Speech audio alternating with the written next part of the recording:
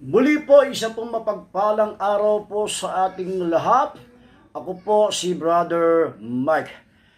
Bakit po natin na dapat hindi yukuran o lumuhod sa mga Diyos-Diyosan?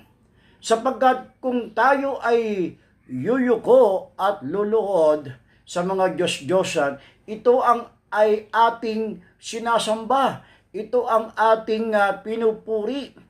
Ayaw ng Diyos ito sapagkat ang sabi ng ating Panginoon doon sa Exodus 20 ay kasama sa 10 utos na huwag kayong gagawa ng mga Diyos-Diyosan na gawa ng kamay ng tao at huwag nyo itong luhudan upang sambahin.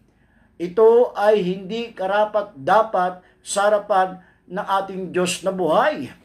At ayon kay Pablo, 1 Corinto 10:20, kung tayo ay sumasamba, kung tayo ay lumuluhod sa mga gawa ng tao na Diyos-Diyosang iyan, ay tayo pala ay sumasamba sa demonyo.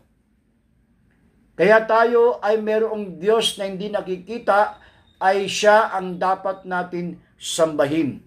Ito po si Brother Mike. Salamat po. God bless.